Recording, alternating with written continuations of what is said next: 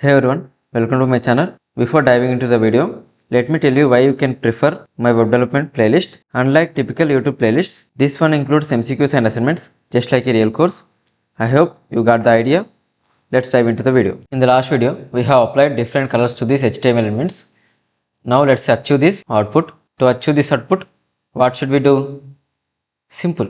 Just apply the background color property to the div element in which all these elements are wrapped. Now let's write the code to achieve this output. Open VS Code. If you observe here, in our previous code, we already applied a rule set to this div element. So let's add the background color property to this rule set. Go to CSS. The rule set which we have applied to div element, add property called background color. I am giving its value as gray. You can give any color which you want. Click Ctrl S to save it. It will be repetitive to click Ctrl S again and again. So let's turn on auto save in VS Code. Click on file, scroll down, click on auto save. Now our code will be saved automatically. Now let's run this code. Right click on HTML file, open it, live server. See, we got our required output.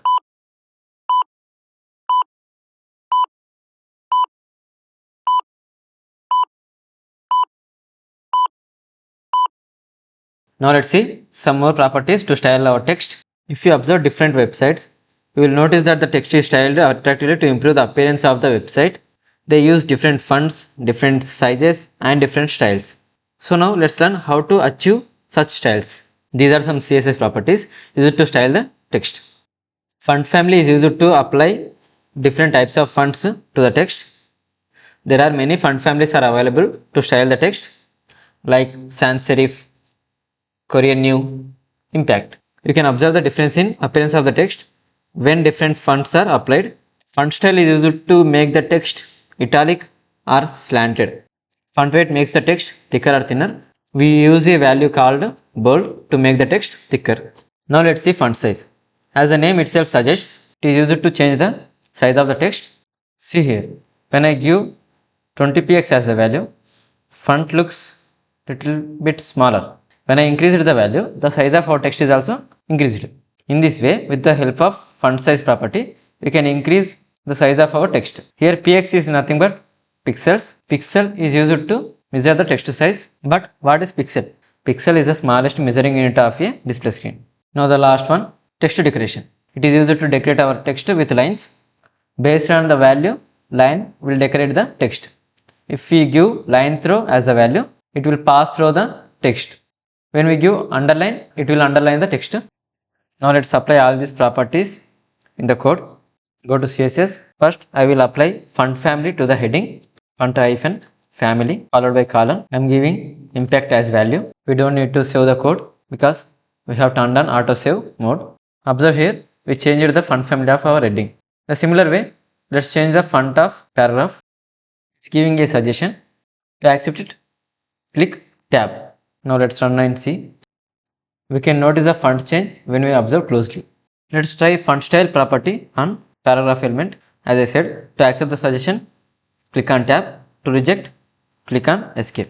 Or when we type, it will go. But I clicked escape to show you. Now type font hyphen style. I am giving italic as value. Let's see the output. Yeah, the text of our paragraph is tilted.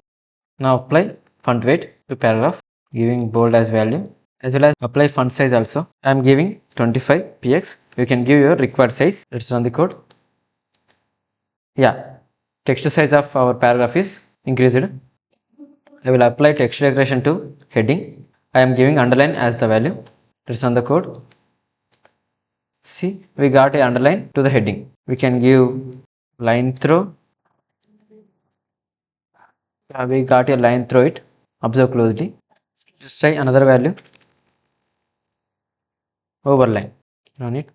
Here we got a line over heading. On paragraph, let's try another font family. Courier New. For the font families, we need to enclose the font families which have more than one word. Let's run the code.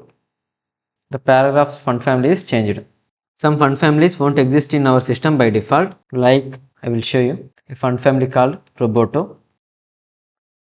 See, heading is changed into default font. A font called Roboto is not applied to it.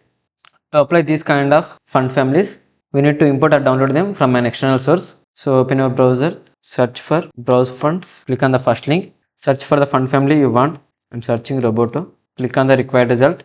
Now you will see a button named as get font. Click on it.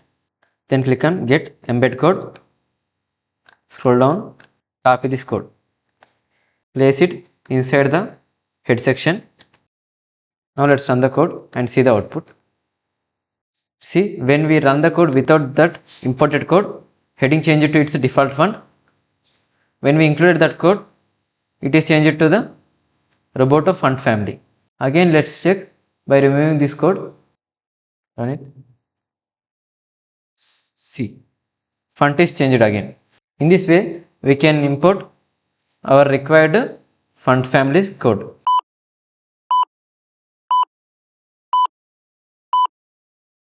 Let's recap what we have learned today. We have applied background color to these elements and learned different CSS properties to style the text like font family, font style, font weight, font size and text decoration. In the next video, we will discuss about different types of CSS. Keep learning, keep growing. Meet you in the next one.